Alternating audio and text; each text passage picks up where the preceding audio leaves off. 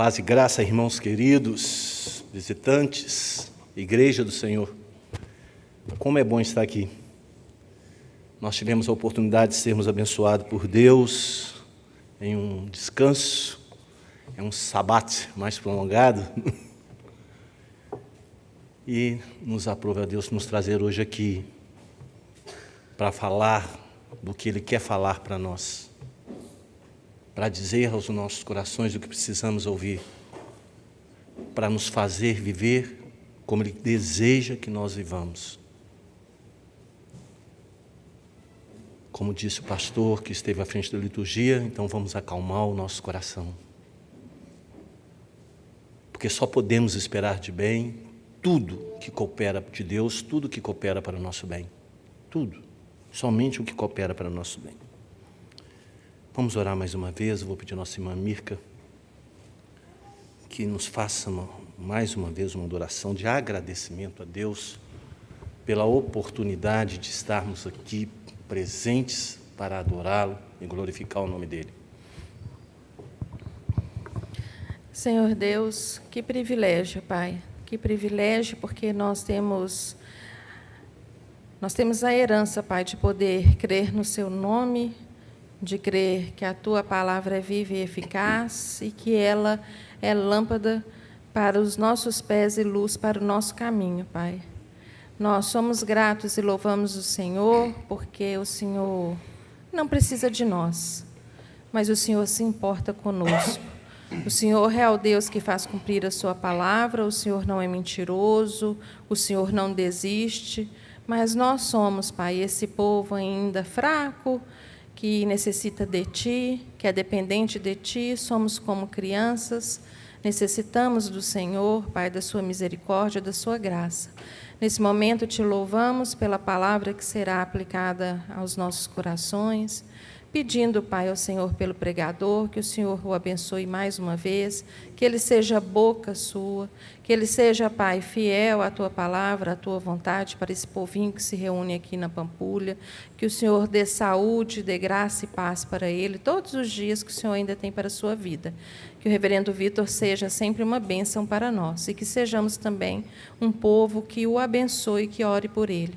Obrigada, Senhor, mais uma vez.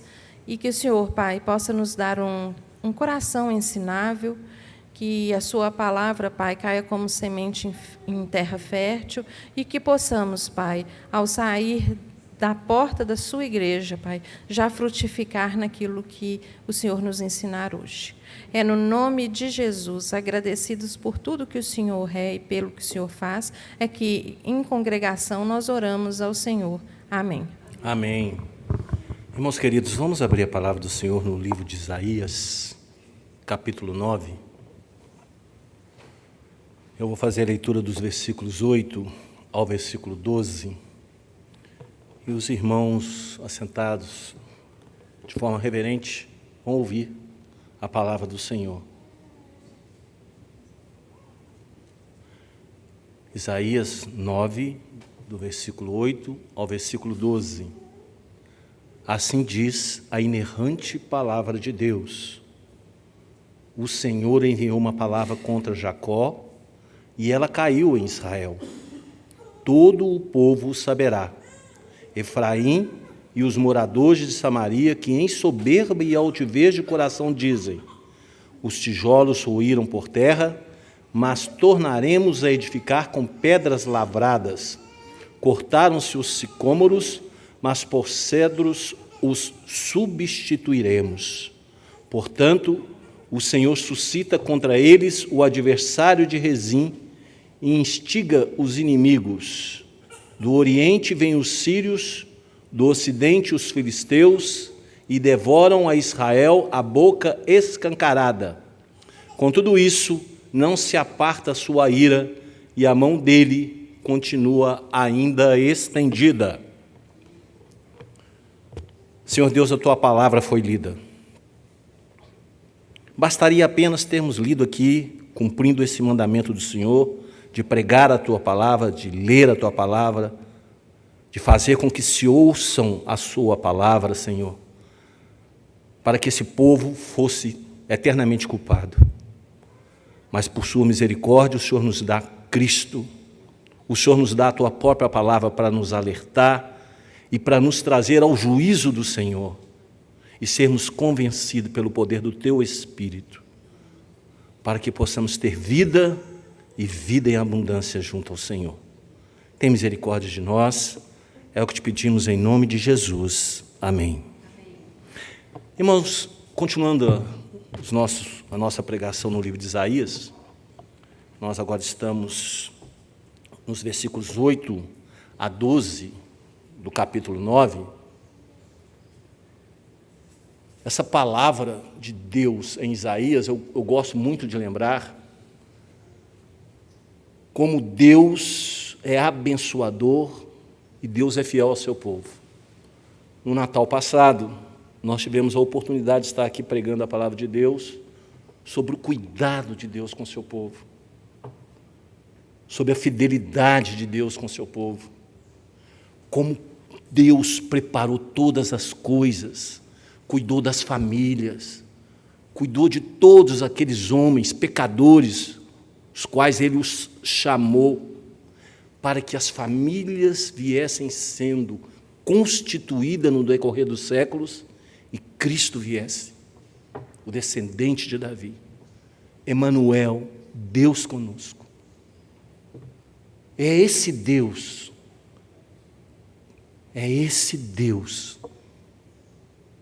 que geme de forma inexprimível quando nós oramos e quando nós necessitamos, e Ele geme para acertar as nossas orações, para que essas orações cheguem santas ao ouvido de Deus Pai. É esse Deus Pai que mandou aquilo de mais belo que Ele tinha, o seu Filho, para salvar esse povo que nem orar sabe. Esse Deus não pega a igreja dele, não pega o povo dele de surpresa. Esse Deus sempre avisa, esse Deus sempre chama, esse Deus sempre está atento a cada um de nós, nos mínimos detalhes. Ele sabe quem eu sou, Ele sabe quem você é. O mais surpreendente de tudo é que nós não achamos que Ele é onisciente. Nós não achamos que Ele é onipresente. Nós deixamos muitas vezes a vida nos levar. E a vida, o mundo, é mau. E só pode nos levar por abismo. E quando em um abismo fora de Cristo, a nossa tendência é cair em um outro mais profundo. Nós vimos no capítulo 3 de Isaías, nos versículos de 10 a 11, que Deus vira para o justo, vira para você que tem um espírito, porque se você tem um espírito, você é justo. Ainda não, mas é justo diante dos olhos, está justificado, está perdoado diante de Deus. E é por isso que Ele toma conta de você, é por isso que Ele toma conta de mim. É por isso que Ele toma conta de nós. E lá em Isaías 3, nos versículos 10 e 11, o Senhor diz a quem? Aos justos. Que eles iriam bem, tudo irá bem com vocês, ó justos. Mas ai dos ímpios, mal lhes irá. Deus sempre avisa. Olha, em Isaías, Deus mostra Cristo e mostra a sua justiça e mostra a sua ira. Mas Deus também mostra a sua disciplina aqui em Isaías. Aquele justo, aquele remanescente fiel que estava naquele contexto, no meio daquele povo, também estava sofrendo. Como sofre hoje o justo aqui por causa de lobos que se encontram em nossos meios. Por causa de um santo de Deus que peca e que não se arrepende, sofre os justos. Mas calma. Fiquem tranquilos, pois tudo lhes irá bem. Deus promete àqueles que aderem à lei, ao bom testemunho e à promessa que não serão destruídos. E era isso que Deus estava fazendo lá, com aquele povo que se dizia povo de Deus. Era isso que Deus estava fazendo lá, com aquele povo que Deus falou que estava cansado dos seus sacrifícios, estavam cansados dos seus cultos hipócritas. Deus estava falando para o remanescente, Deus fala hoje para você, para mim, para nós, igreja do Senhor, remanescente nesse mundo terrível, tenebroso. Calma, tudo vos irá bem. Apesar da doença, apesar da dor, apesar de uma perda, apesar de uma tristeza, alegrai-vos no Senhor, porque Deus jamais vai disciplinar um filho dele sem antes lhe mostrar o que deve ser feito. Não é assim, pai? Você não explica para o seu filho onde ele errou, onde ele falhou e como ele deve voltar a caminhar com você? É assim que Deus faz também, irmãos queridos. O profeta declara que o remanescente fiel verá grande luz, verá um alívio em meio à aflição. Não foi isso que nos disse o capítulo 8 de Isaías? Que a terra estava entenebrecida, que o norte daquela nação havia sido invadido, tomado pelos inimigos, pela Assíria. Não foi isso que Deus nos disse? Aqui, nós também estávamos entenebrecidos, escurecidos por este mundo, invadidos pelas coisas deste mundo, invadidos pela Assíria, invadidos pelo pecado. E ele fala que também nós viríamos grande luz, que nós seríamos trabalhados, não agora de fora para dentro, mas aqui dentro pelo Espírito e transformados. Que Ele gravaria na nossa mente, como está dito em Jeremias, a Tua palavra, e que a aliança que Ele faria conosco já não seria mais uma aliança regida por homens, mas por Ele mesmo. Irmãos queridos, Deus promete isso para você e para mim, mesmo na aflição. Agora, quanto aos descrentes, quanto àqueles que não creem, sofrerão tormentos e serão recompensados, sim, com falsas alegrias, alegrias passageiras que só esse mundo pode dar. Terão a paz que só esse mundo pode dar, mas nós não. Nós caminharemos, seremos peregrinos. Os que olharem para nós vão nos chamar de loucos, vão dizer que somos do mundo da lua, mas nós teremos a paz que só Cristo pode dar. Nós teremos a alegria que só o Senhor Jesus pode nos dar. Vocês conseguem entender que aquele contexto se reflete perfeitamente hoje num contexto espiritual de nossas vidas, nos dias chamado de hoje? Que aquele povo literalmente desobedecia o Senhor no sentido de desobedecer a lei, desobedecer os ritos, ou praticar o culto sem aquela situação necessária de fardo sobre fardo, situações sobre situações.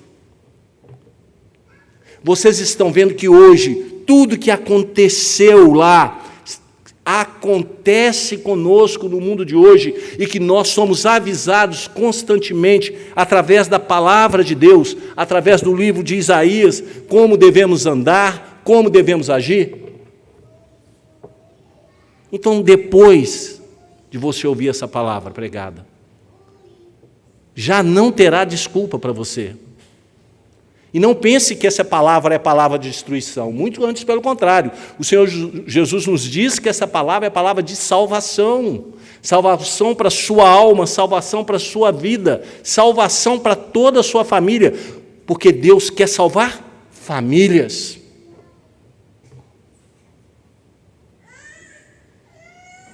E sendo assim, irmãos queridos, e sendo assim,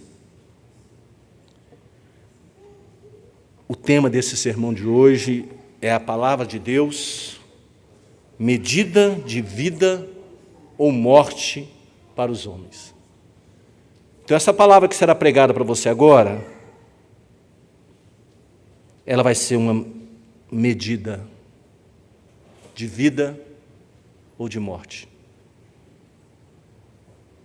Quem vai decidir isso não vai ser você, nem serei eu. Será o Senhor. Ou Ele vai te resgatar, o resgatador, o Redentor, com essa palavra, ou Ele vai te matar. Tenha plena convicção, ou Ele vai te matar. Nessa primeira parte, é uma palavra de Deus aos homens. Irmãos, queridos irmãos, a soberba precede a destruição e a altivez do espírito precede a queda. Vocês entenderam, irmãos? Nós tivemos aqui uma palestra do reverendo Sérgio, que ele falou que nós não temos que perguntar se somos soberbos ou orgulhosos, nós temos que perguntar quanto somos. Quanto somos soberbos e orgulhosos? E clamar a Deus para que tire isso de nós. E se não tirar, meu irmão querido, minha irmã querida,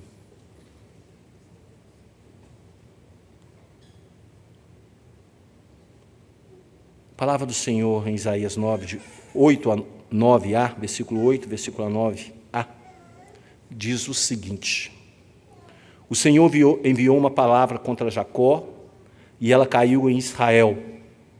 Todo o povo o saberá. Ao dizer que o Senhor enviou uma palavra contra Jacó, em seus oráculos o profeta declara que a palavra foi dada por Deus.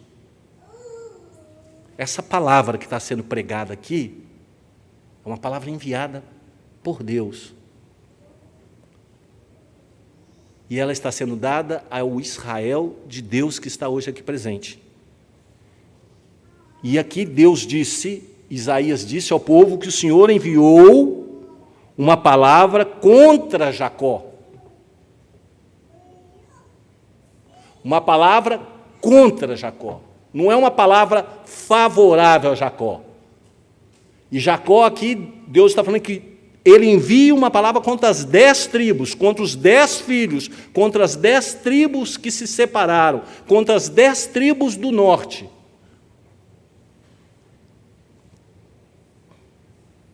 E essa palavra, o profeta diz a esse povo que é palavra de destruição.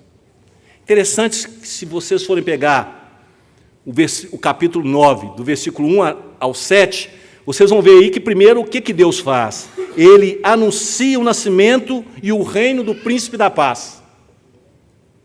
Ele vem e prega a salvação, ele vem, mostra o que é desejável, ele vem, mostra o que ele tem preparado. E me parece que aquele povo só ouvia. Ouvia o profeta, provavelmente alguns de forma muito reverente, outros de forma nem sempre reverente. E pronto. Entrava aqui, saía ali. E aí o profeta, na sequência dessas palavras de bênção, de alegria, ele diz: o Senhor envia uma palavra contra Jacó. Ora, se ele traz a palavra, ele traz o príncipe da paz, então por que essa palavra é contra Jacó?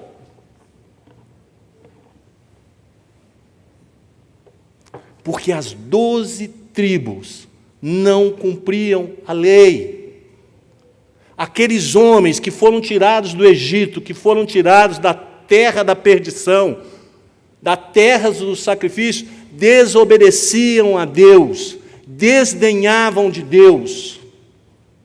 Como eu e você que fomos tirados do mundo, nós não podemos desdenhar de Deus. E nós não desdenhamos de Deus falando que não cremos. Não. Nós somos piores, povo de Deus, nós somos piores. Porque nós estamos presentes nos cultos. Nós estamos ouvindo da palavra de Deus. Nós estamos sendo abençoados com as verdades de Deus, e ao colocarmos o pé para fora do templo, nós somos outras pessoas. Somos pessoas que parece que nunca ouviram falar desse Deus. E aí sim, essa palavra se torna contra a igreja do Senhor. Se torna, irmãos. Era preferível que nem conhecesse, que nem estivéssemos nenhum dia da nossa vida colocado o pé aqui. É preferível. Sabe o que estava acontecendo naquele contexto?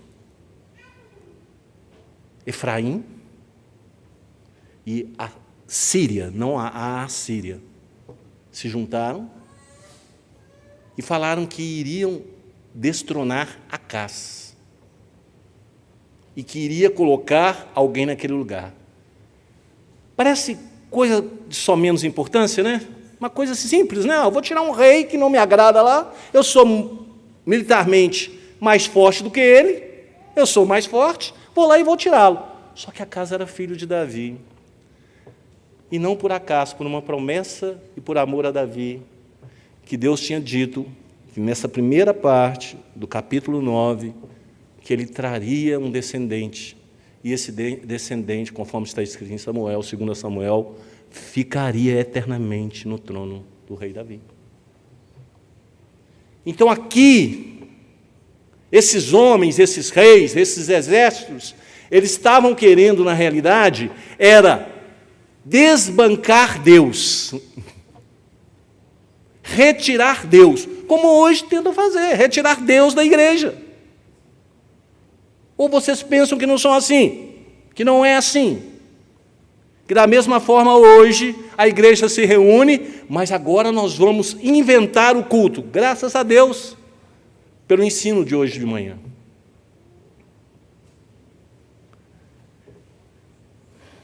Irmãos queridos, sabe o que aconteceu com Nabucodonosor? Quando Deus fala aqui para aquele povo, nesse texto aqui, que essa palavra caiu em Israel, ela está falando que ela veio do céu pelo poder de Deus e por causa da soberba dos homens. Sabe o que Deus disse lá em Daniel 4:31? Na hora que o rei Nabucodonosor se tornou um homem soberbo, acreditando que todas as coisas que ele tinha, que todas as riquezas eram frutos do seu próprio braço, sabe o que o Senhor disse lá? Perdeste o teu reino, ó rei.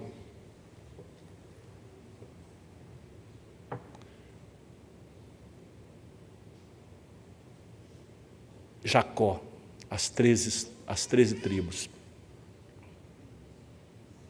Perdeu suas casas. Nesse contexto de Isaías, eles ainda estavam na terra, tá? Mas no nosso contexto de hoje, eles perderam as suas casas, os seus exércitos, os seus comandantes, os seus anciãos, os seus sábios, os seus homens, as suas crianças.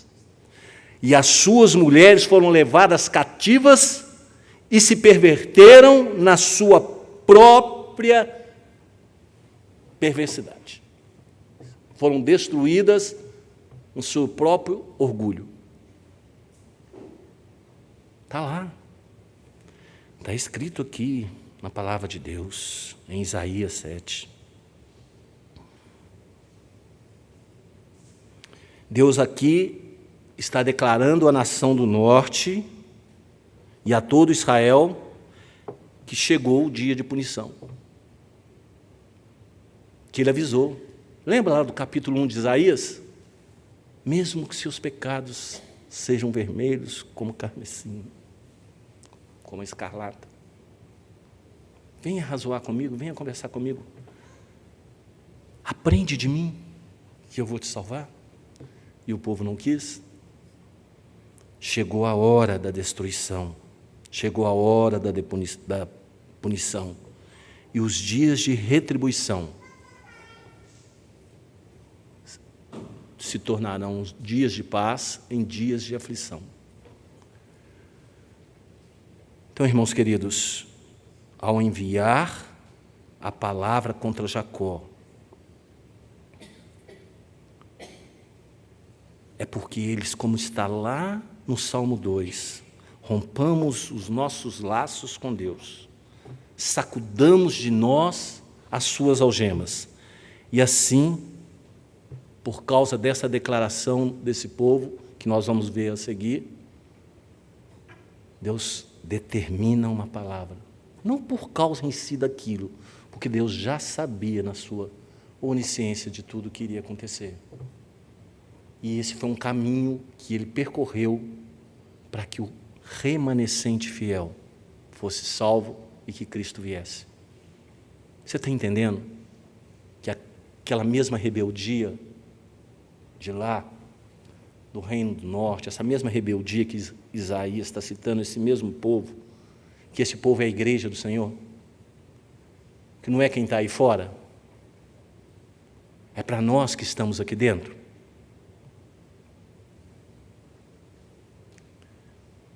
A soberba dos homens e a resposta de Deus para essa soberba. Mas antes eu quero te lembrar, mais uma vez, eu quero repetir, para gravar na sua mente e no seu coração.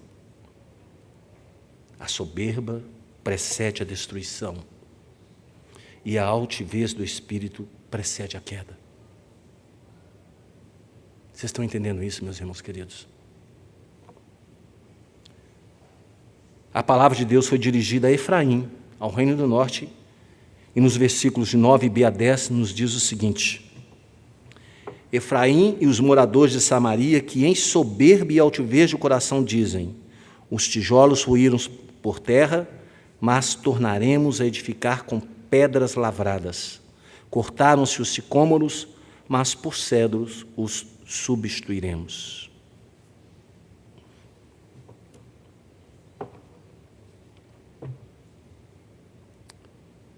Olha, irmãos, na hora que Deus chamar a atenção, na hora que Deus caminhar com você mais uma milha, não desperdice essa oportunidade. Não dê essa resposta que o povo deu. Deus te prometeu, Emanuel, não recuse. Buscai o Senhor enquanto se pode achar. Abandone o seu pecado, irmão. Abandone o seu pecado, minha irmã. Acerta as coisas, queridos irmãos e irmãs, acertem. Isso que Deus está falando para aquele povo não merecia essa resposta que esse povo deu, irmãos queridos. Deus falou que aquele povo recusou as águas tranquilas de Siloé.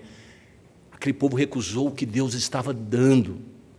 Aquele povo achou pouco o que Deus estava dando.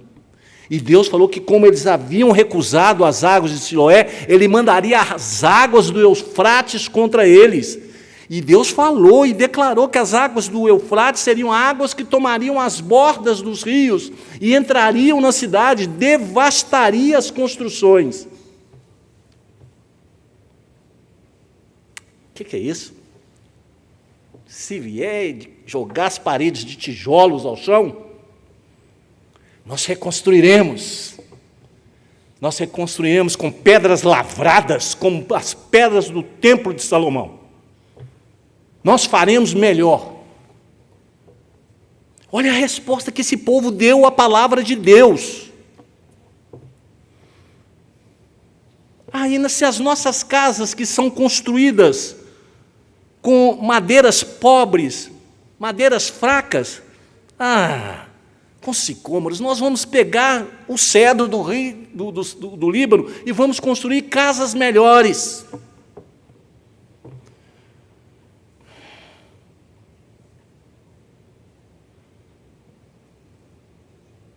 Irmão, sabe o que esse povo está falando?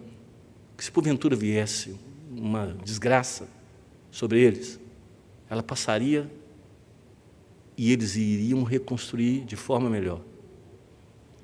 O que aquele povo estava falando é o seguinte: olha, o que você está nos ameaçando, ó Deus, tratando Deus como se fosse um deusinho dos povos vizinhos, com o que você está nos ameaçando, não tem problema não, nós temos tecnologia, nós temos ciência,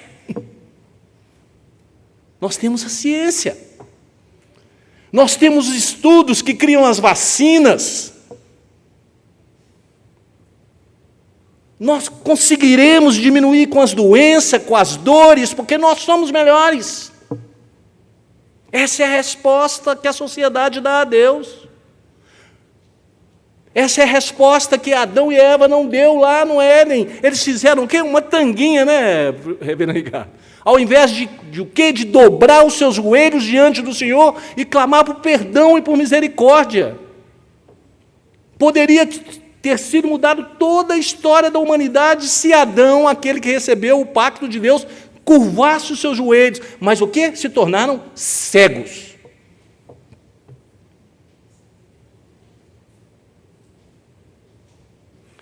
Essa semana, na passagem de ano, eu tive a oportunidade de estar com minhas filhas, meus filhos, né? Minha esposa, os genros, neto. E eu fui ver a queima de fogos. Uma praia, um lugar muito bom, tranquilo, sem pornografia, sem nada, um lugar muito tranquilo. E eu e minha esposa orando e olhando para aquele povo ali, ninguém se lembrou de Deus. Pelo menos perto de mim, não. E para tristeza minha, até os meus filhos. Ninguém se lembrou de Deus. Só se lembraram quando eu os chamei na ira.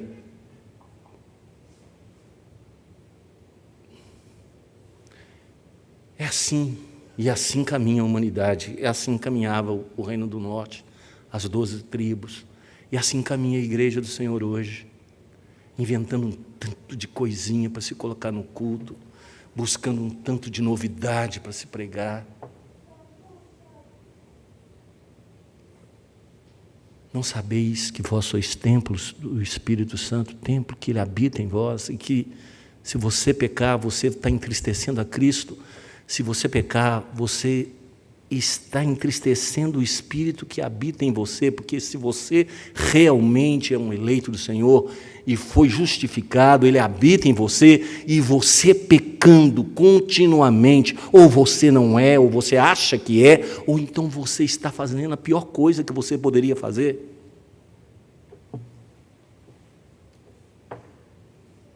Eu tenho morrido de medo de andar, de caminhar, de pensar, mas glórias a Deus, eu recorro a Ele e falo: Deus, me dê apenas pensamentos bons, me dê olhar bom. Deus, tira isso da minha mente. Deus, eu fiquei com raiva de uma pessoa, porque a pessoa, Deus, tem misericórdia de mim. É assim que a gente vai viver, irmãos, porque nós somos pecadores. Mas esse povo aqui, eles não queriam nada com Deus, eles zombaram do profeta. Essa grande arrogância, essa grande loucura desse povo, de seus líderes, levou esse povo ao exílio, meus irmãos. O nosso exílio é o inferno. Esquece disso não. Às vezes parece palavras duras, mas não existe a Babilônia física para nós sermos levados e depois vir um rei persa e nos libertar. Não existe mais isso. Você sabe até que hora você vai viver hoje? Então arrependa. Muda de vida.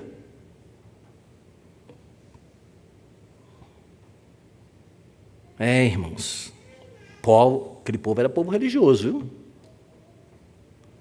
Mas esqueceram que Deus falou para eles lá em Isaías 1, de 11 a 15. Estou farto. Estou farto. Com as minhas palavras, tá? Estou farto de vocês. Não suporto mais vocês. Vocês clamam pelo meu nome e fazem as mesmas coisas todos os dias. Fica esperando o dia do sábado acabar, ou então acabar os cultos, para que vocês possam fazer o que vocês desejam.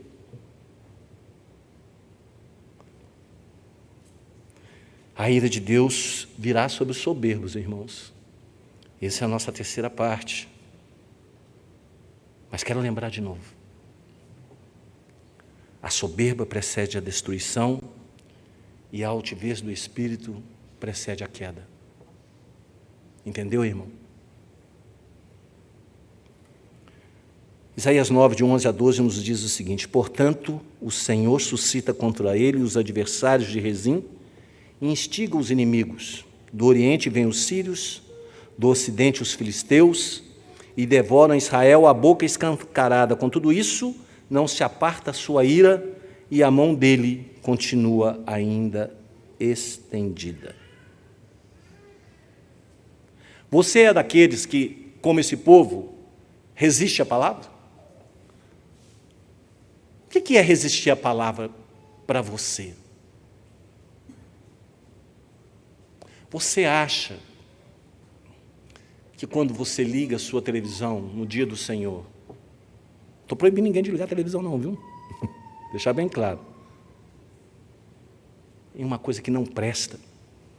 Ou fora do dia do Senhor, ou qualquer dia de sua vida. Você acha que você não está resistindo à palavra de Deus, não? Você acha que quando você pega um clips no seu escritório escondido, uma caixinha, para levar para o seu escritório particular ou para fazer qualquer outra coisa, você não acha que você está resistindo a Deus, não? Ou você ainda é daqueles que pensa que tem pecadinho e pecadão? Realmente tem pecados que trazem consequências maiores, mas todos eles são abomináveis diante de Deus.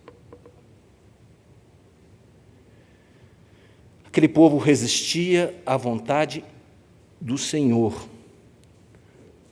E o que o Senhor fez? Levantou contra eles adversários. Olha, Rezim era o rei da Síria. Rezim era amigo de Efraim. Mas como que Rezim, que era o rei da Síria, poderia ser levantado contra Efraim? É porque, irmãos, luz e trevas não se misturam. Efraim, povo de Deus, se uniu a Rezim, povo da Síria, para atacar seu irmão Judá. Quantas vezes isso não acontece no nosso meio? Nós estamos, às vezes, nos envolvendo com chefes, com pessoas que são ímpias, pessoas malditas, para atacar um irmão, para falar mal de um irmão da igreja, para falar mal de um profissional que às vezes trabalhou mal na sua casa mesmo, mas é um servo do Senhor, ao invés de cumprirmos com o que a palavra do Senhor nos instruiu, de irmos até Ele e abençoá-lo com uma admoestação santa. Mas às vezes existem, eu posso dizer que até pessoas eleitas sim, que num pecado, num momento de loucura, se une a um ímpio. E eu não estou falando aqui, não é só nas áreas profissionais ou em qualquer outra área, não, estou falando mesmo de amizade, de conluio. Isso tem acontecido com você? Rezim era amigo de Efraim, mas a Síria veio, tomou os filisteus, tomou a própria Síria, e como naquele tempo, naquele contexto, o rei assírio, ele arrecadava para si os exércitos que ele dominava, ele vira esses exércitos contra o próprio Efraim e destrói Efraim depois de alguns anos. Os sírios, antes aliados, se tornaram o quê? Maldição. O mundo é assim. Você não está contente com as águas de Siloé? Você não está contente com o que Deus tem te dado? Você vai buscar no mundo? Cuidado, hein? Se você demonstrar isso aqui, ó, de arrependimento, ele abre a boca para te matar e te destruir. Se envolva com Deus, meus irmãos. Se envolva com o povo de Deus. Obedeça a palavra de Deus. Não desfaça da palavra pregada. Não desfaça dos seus líderes. Não desfaça da sua família. Não desfaça dos seus filhos. Não desfaça do seu marido, da sua esposa. Acerte as coisas.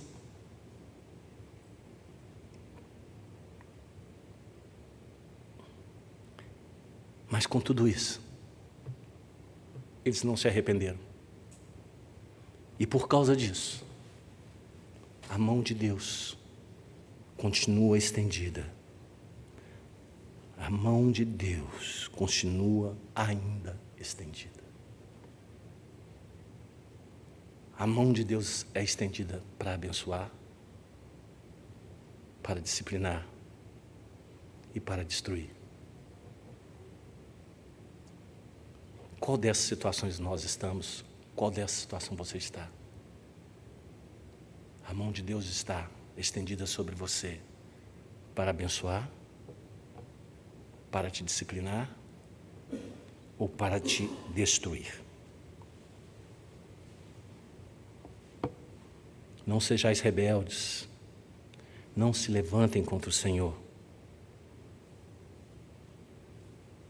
porque senão você certamente será despojado. Mas se você se dobrar ao Senhor, se você ouvir a voz de Deus, sabe o que Ele vai fazer?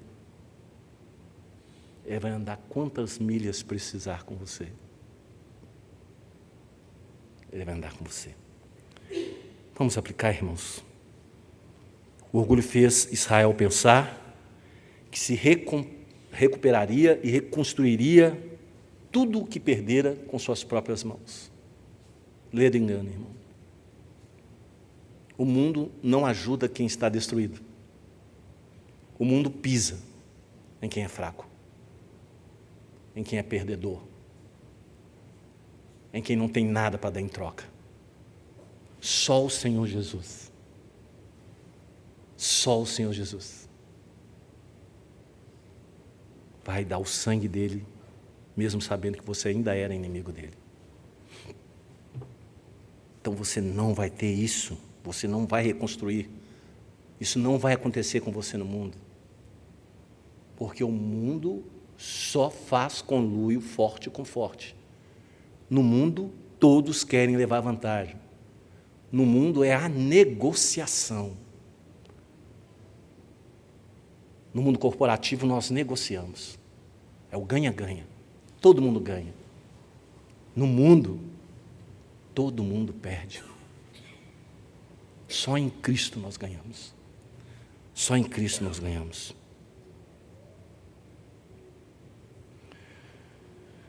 Nós, quando estamos alegres, costumamos nos esquecer de Deus. Aquele povo, naquele contexto, estava forte, poderoso, dominante, tinha aliados fortes.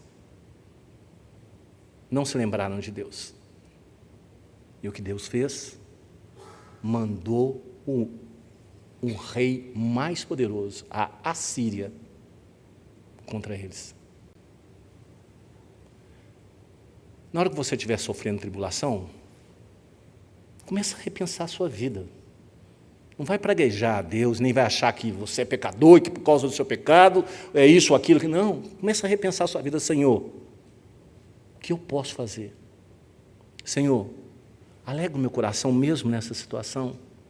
Senhor, me faça confiar no Senhor, mesmo sabendo que é um momento que eu não consigo confiar.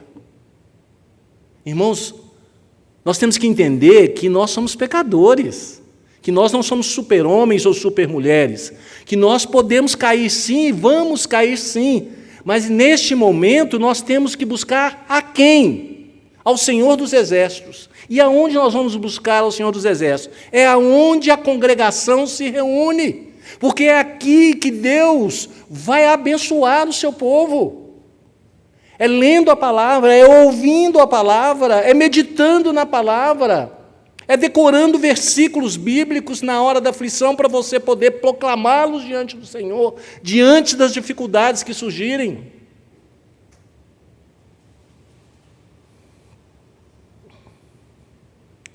E por fim, irmãos, Deus não agrada de orgulhosos. Deus não agrada de ricos.